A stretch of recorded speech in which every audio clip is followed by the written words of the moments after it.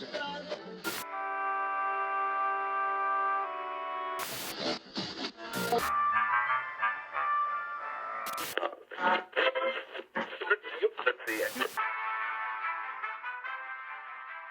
you, and welcome back to another episode of KADAR FM.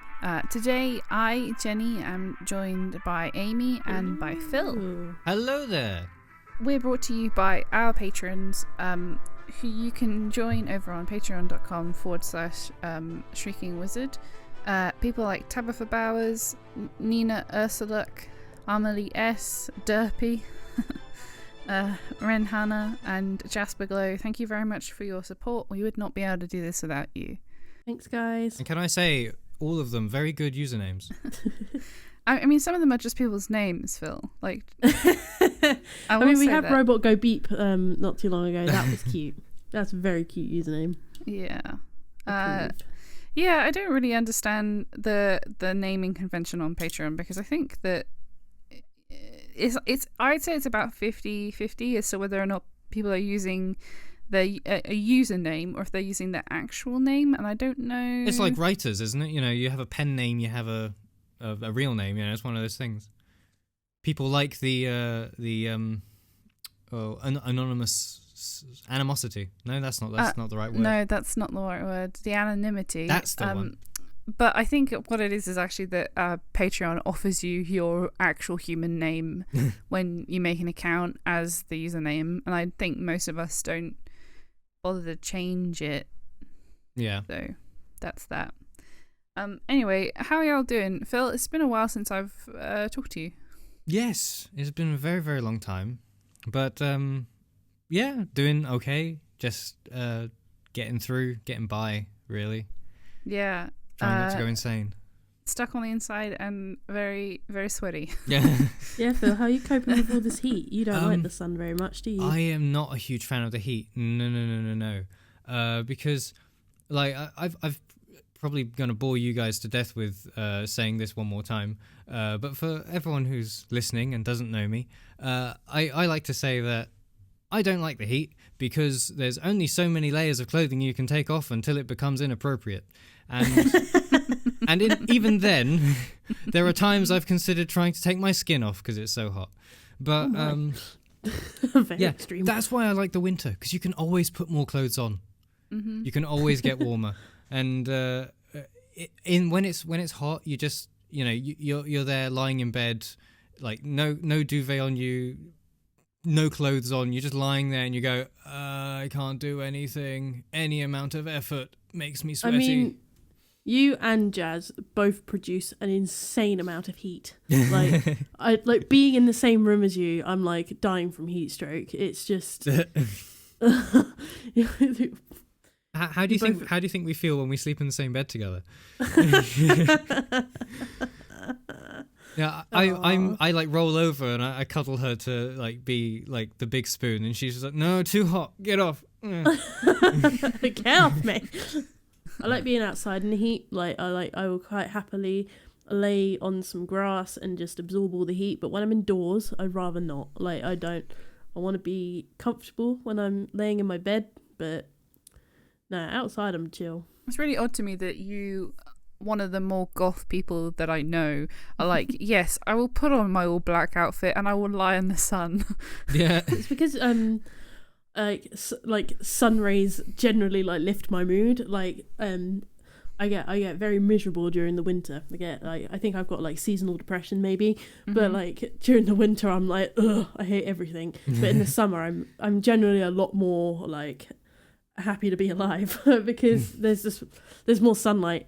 Even though I haven't spent a lot of time outside, but just knowing that the weather is hot and like I can like stick my head out of a window like will generally make me feel a lot better than what I would if it was the winter. I mean, yeah, I like the rain. It's nice. I'll endure a couple of days of rain, but then after a while I'm like, okay, I'm depressed now. Can we stop this? I do like if it's been a hot day and then there's rain and it's either cold rain or even like warm, I quite enjoy it. Like, yeah, that's nice. It's quite refreshing. Yeah, also. It is really, really nice and really refreshing. But other than that, if I have to go out in the sun, you've seen me. I cover up. I'm there with my hood even an umbrella sometimes. I'm there. I'm like Amy's goth persona. Like she's the outfit and I'm the persona. And then we walk down the street next to each other. We make one full goth. Summer goth. I remember when we all went to the beach one time and we were there for literally, I think, like 10 minutes and then a massive storm rolled in and it was so scary. Like, it was a really bad storm. I don't know if you were there, Jenny, but we, like... My memory is so bad, it doesn't matter if I was, because I don't remember. Well, like, we got in the water and then we were, like, chilling out, having a real good time swimming. And then this storm got really violent really quickly. And then we all ran back to our cars and then hung out at Beth's place for a little bit. Do you remember this? I do remember that, I think. I remember the storm, but I don't know if I don't think I went back. No, you were there, Phil. Back to Beth's place. I think I just went home. Oh no, I remember that day. Wasn't it the day where like you could look out to the sea and it was like a beautiful clear day, and then you turned around and it was just storm clouds. Yeah, because the storm was inland and it was like coming out towards the sea. Yeah. Oh my god, it was so loud. That was scary. Really, really, really miss the couple of summers that we had at university where essentially you're free to do whatever, you've got free time, and like the beach here is not, it's not great. Like it's a stone beach. It's not like outstanding. Yeah, and it's also really, really steep for some reason. Like it is. It's like maybe to the like the actual like the promenade and the rest of the land is maybe 2 meters up from the sea, and it's a very sharp incline. So you sort of get your flip flops on and you just like slide standing up all your way to the sea. It's not the best beach, but man, there are moments where like, and we collectively have had moments where it has been like truly otherworldly, where like for some reason we were out there super late and the moon was so big and so bright, and Matt was like, I am going in the ocean. Phil and Matt. Yeah. And like three of you just like sort of walked into the sea. I was like, this is it, this is the end. Like we can't see them anymore. Yeah. They're gone. Or when the tide is out and it's like knee high for like maybe 2 miles and it's really warm and really clear. You could like walk to the end of the pier and it would be like, it would like maybe go up to your waist. Yeah. Love those days. I loved those evenings. They were so nice. Because did you ever, you must have at some point when you were down there actually go under the pier, like the very end bit of the pier. Yeah. It's so interesting, and like the amount of crustaceans, or at least the crustacean shells you can find. So cool. I remember we found like a super soaker like floating along in the ocean. Like we found bits of it, and then we like found it and put it back together, and then took it home. Like, that was cool. It's just that those moments are my favorite. Like I treasure those so much. Like we would like all purposely take like extra clothes to the beach because we knew we were going to get in that water and we weren't coming out. Yeah. And then we went to the beach for Beth's birthday. That day was so nice. That was a really lovely day. It was really great. Can't wait until we can do that again. Like, man, I found a bunch of clay. Like, do you remember that? You did. Oh yes, I remember that. I was like walking along the beach, sort of watching Matt do whatever he was doing in the water, and then like I stood still and I sunk really quickly. I was like, "What the hell is in this?" And it's like mud, and I was like, "Oh no, wait! It's legitimately clay, like the stuff that we've been using in the studio all this time." Like, wow! And then obviously start slinging at each other, and it's disgusting. Oh, that was a really lovely day. I remember when we were all sat up on the slope, and I think Amy, you buried me in rocks or something. And maybe. And I was lying down, and everyone had gone by this point, and I was just there on my own, like lying in these rocks. I was quite comfy, I was cozy, but I had like my hoodie over my face as well. And I heard this family come walking next to me, and I thought, I need to put my head up so that they don't tread on me by accident. And I did, and I scared the crap out of them. Come rising up out of the God. stones. Yeah. Imagine if they were like people who were coming to like steal our bags or something. You're like, not today. I tunneled from the ocean. Quiver before me. Ah! Oh, that was really such a good day. And then we like all hung out on the green afterwards. I want to do it again. I wore like eyeliner that day because I was like, I'm outside, I want to look nice. And then I was like, I'm gonna go for a swim, and my eyeliner like stayed in place even though I went for a swim. And then I rubbed my eyes, and then everything changed. Oh yeah, I remember that. You got out of the water and like brushed your hair back, and then you went, oh, there's water in my eye, and then you went, ah, there's mascara in my eye. I was like, like, it looked like I was crying black tears, and I was like, wow, this is me. Like, I couldn't be any more me right now. I had green hair as well. I looked like a sea monster. Oh, yeah. Well, I remember what an that. aesthetic. And I had a really bad sunburn because I'd applied sunscreen, but really badly. And, like, you could see the bits where I hadn't bothered to, like, rub it in properly.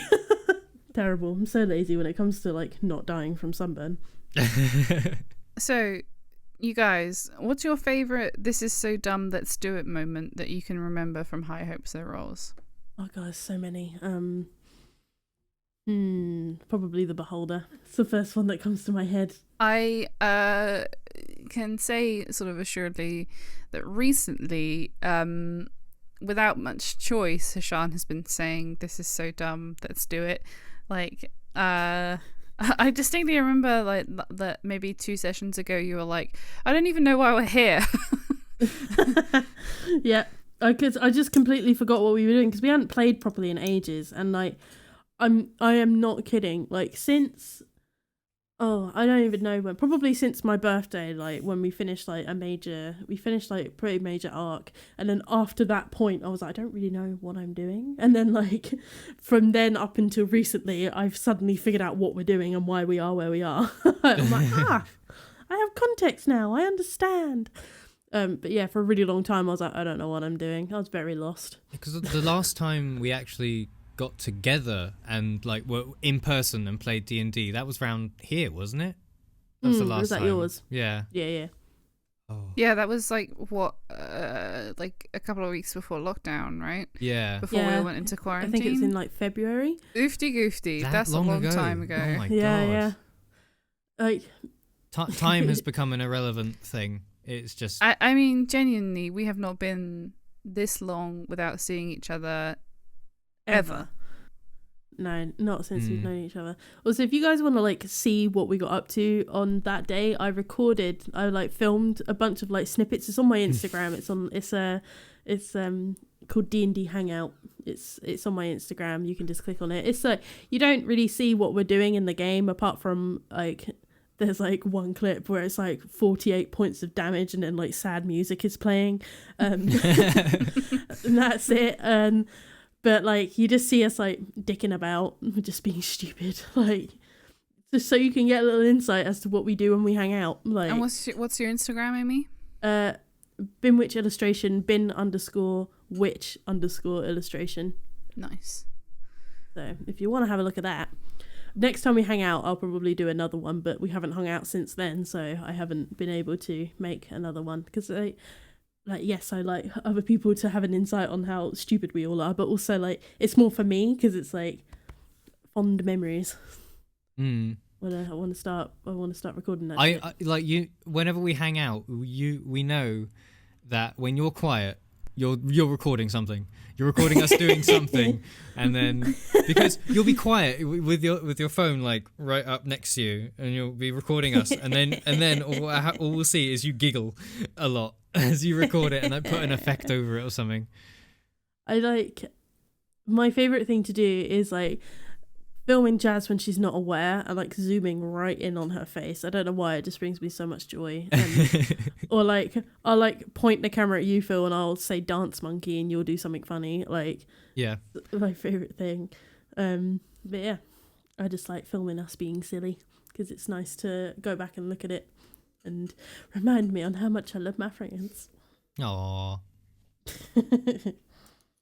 What were we talking about? Dumb plans. Dumb plans. This is stupid. Let's do it anyway. For you, probably the Wyvern. Oh yes, the Wyvern.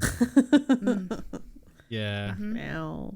I was so good. It was like You had that one lucky roll. I'd had that one lucky roll. I thought I had a kinship with this thing, and we come back to it, and Jenny's like, roll again. Okay, it's not so good. He's angry with you. And then I had this moment. I had a moment of I could have just left it alone, but I chose the other thing, and what I decided to do was boop it on the nose and run away. Yeah, extraordinary choice, really, given the circumstances. Yeah. I don't... It's a very Malark thing to do, I would say. Incredibly, Yeah. it's Yeah. incredibly Malark. It Honestly, was... you do sink into the sort of like, I'm a teenager and I have no I have no sense of consequences beyond the next few seconds. Like, you sink Yeah. into that vibe very quickly. I remember. I feel like more recently he's become a lot more serious, like he was at the beginning. Oh, 100%. I like to try and keep it as character driven as possible. Like there are some times when I just sort of go. It's mostly Alex when he plays Paddy, and he's like, he comes up with a stupid idea. I'm like, yeah, let's go along with it. Let's do it. Like there was a moment where what was it?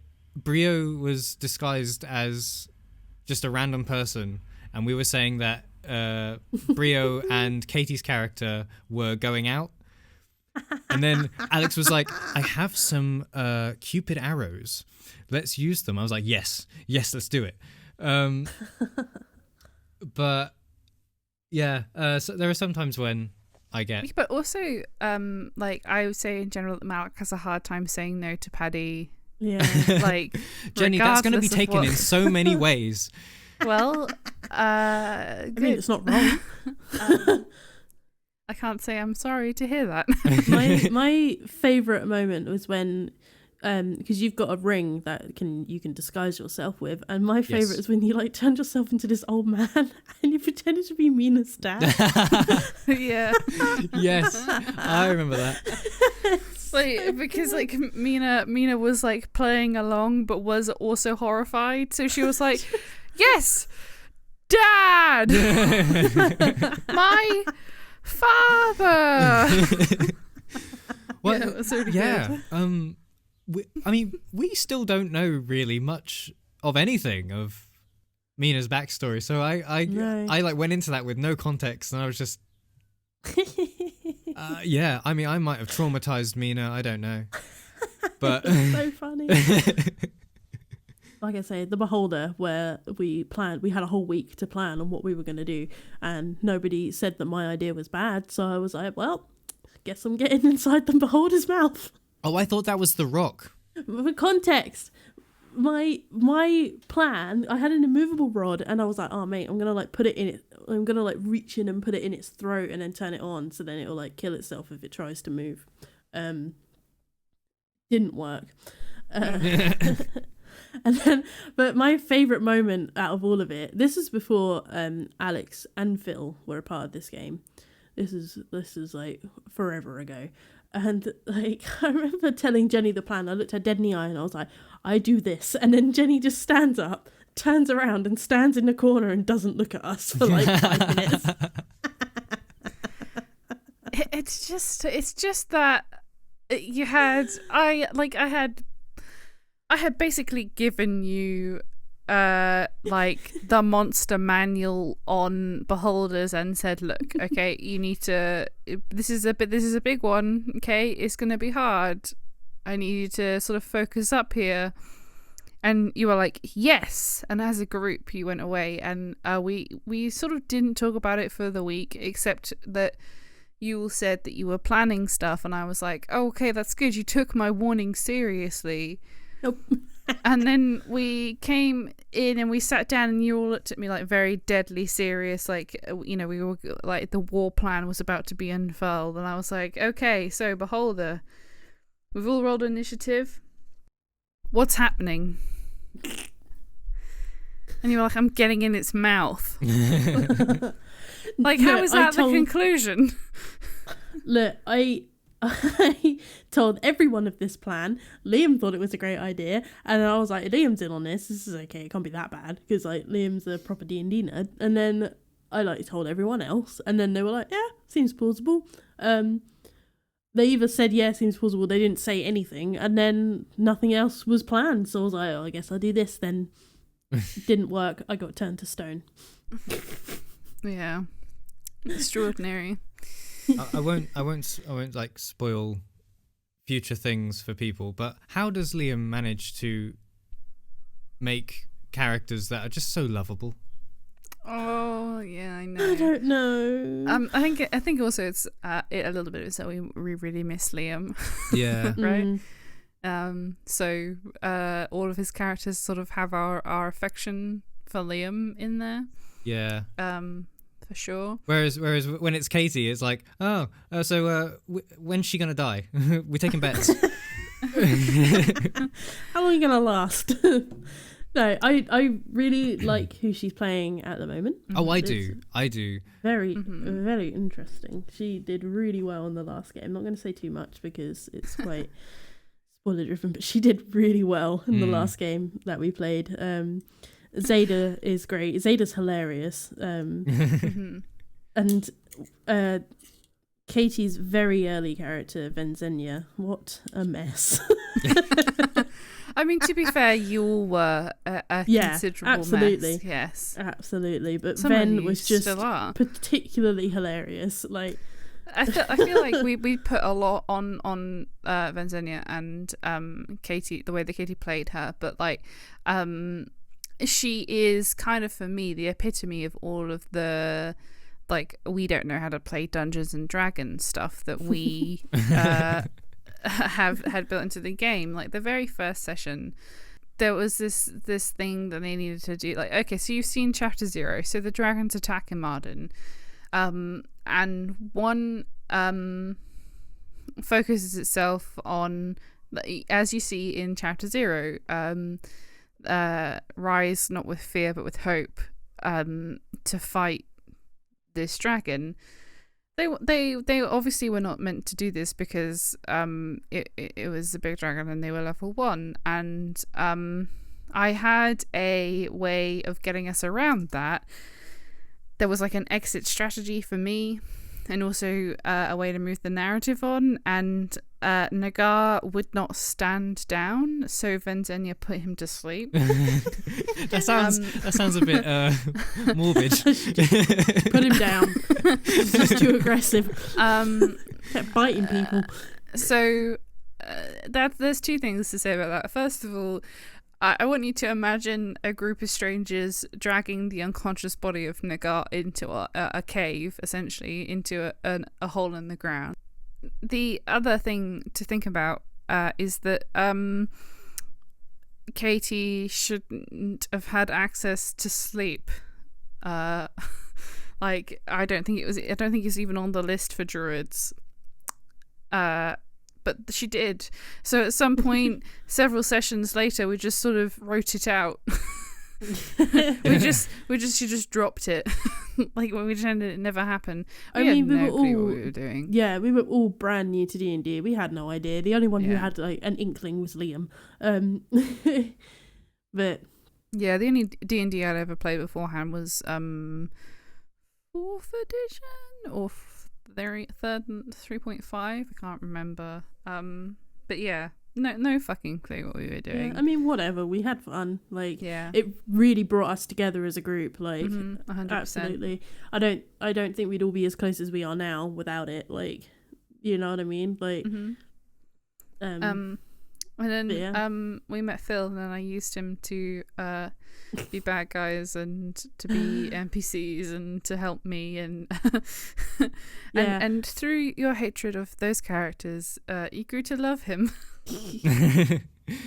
After not trusting me at all. I mean, our game was generally us just dicking about for a really long time. For about 2 years we dicked about, and then we started to take it seriously when Alex and Phil joined in. like started to turn into something, and we actually started to take it way more seriously. And but like seriously in a way that makes it so much fun to play. Like we wouldn't play it if it was like too much. Do you know what I mean? Like Yeah. That's why I think we all go a little bit feral when we do like one shots or High Hopes High School or something like that, because we can just be silly and there's not major consequences.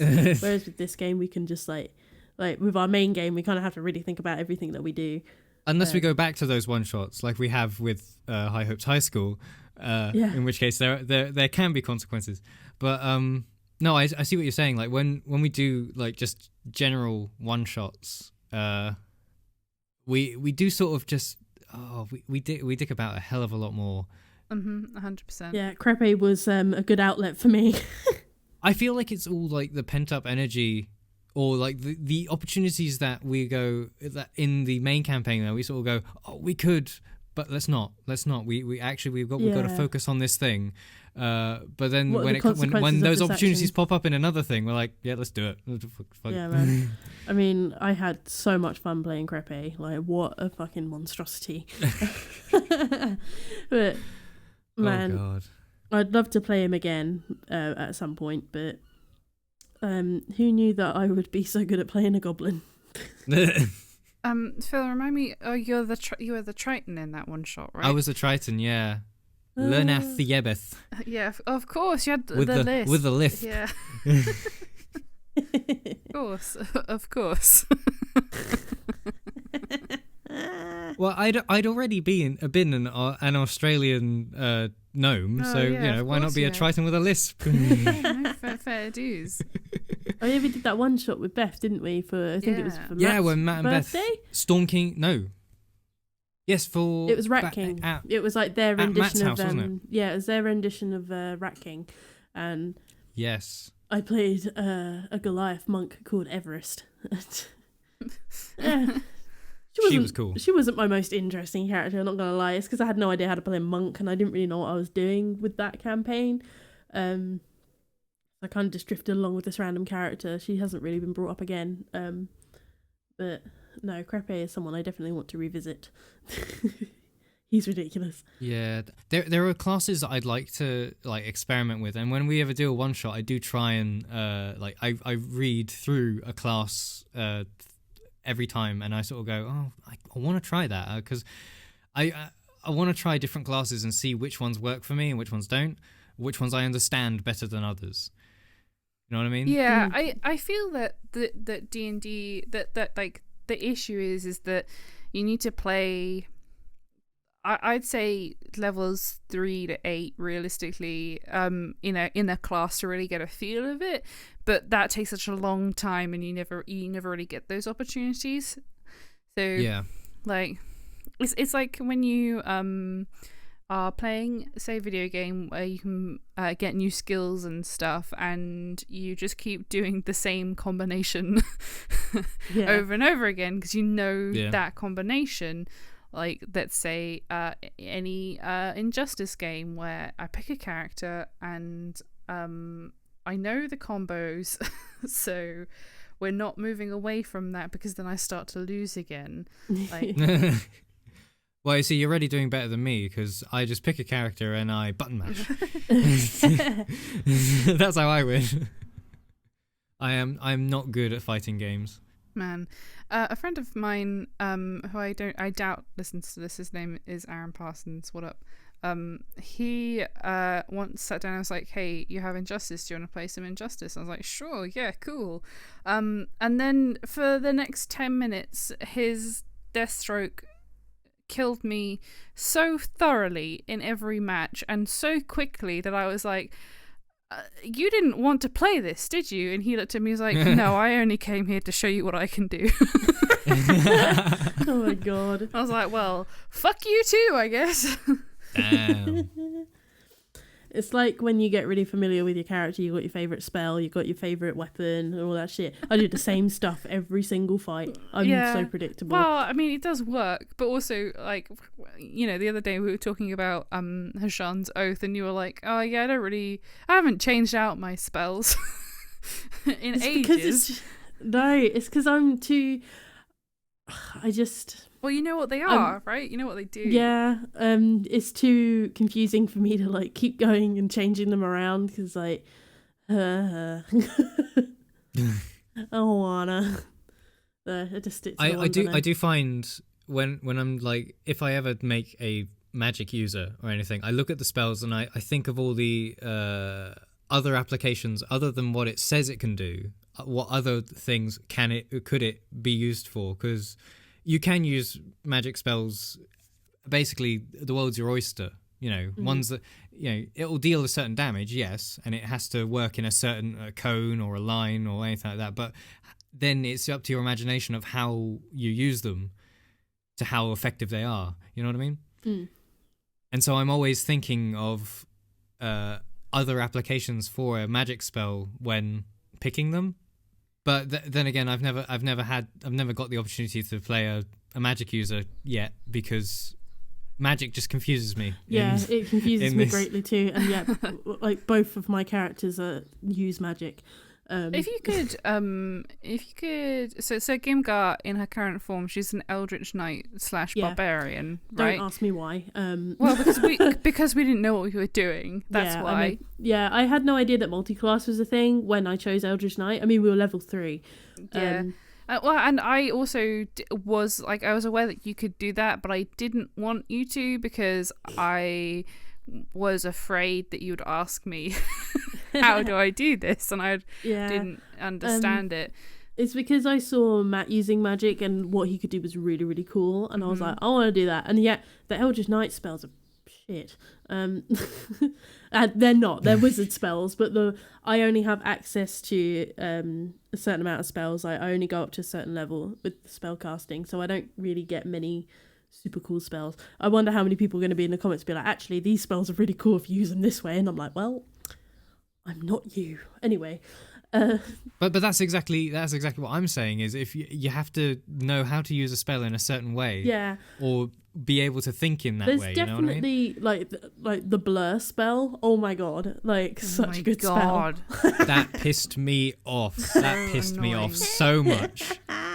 Because your AC at the time was 18, 19 or something like that. No, it's 21 at the time because I had played. Well, there you go. It was 21.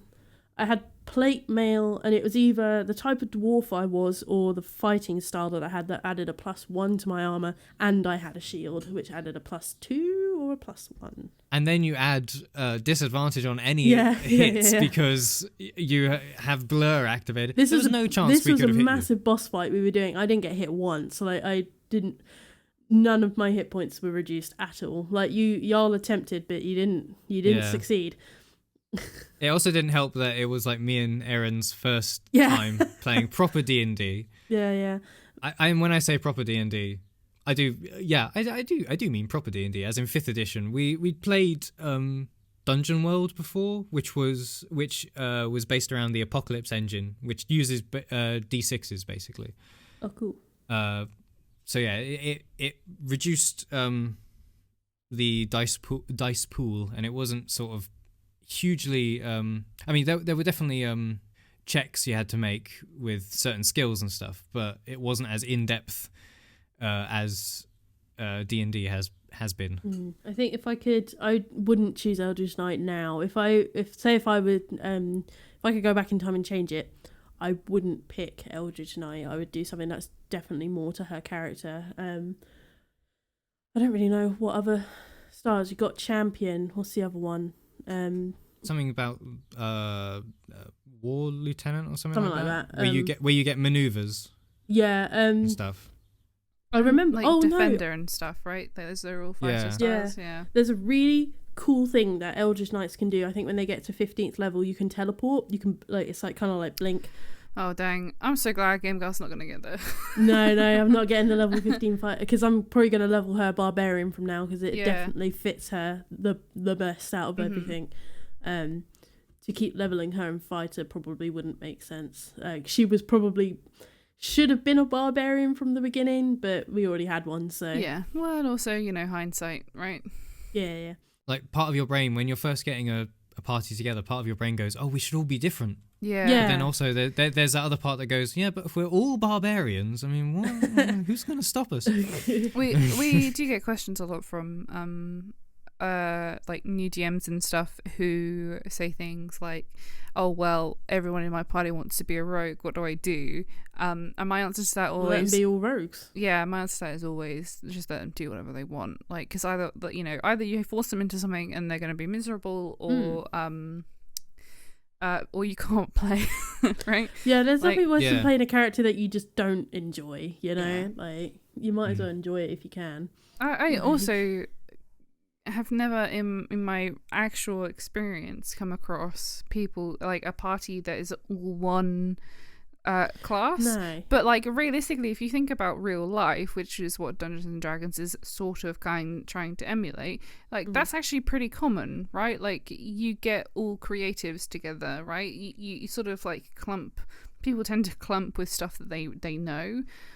Yeah. And also, you know, like fuck it, just make the dungeons strong against rogues. Yeah, I mean, we've had like multiple of the same like class in our game at one point, and it's been great. Like, it's never really been a problem. Like, I would say that it's actually probably easier for, I mean, much like Jenny just said, which was make the dungeons strong against rogues. It's a lot easier to create something where you're defending against one type of class, you could really mess rather them than up. having to think of scenarios where you have to counter multiple different things, which you won't be able to counter everything.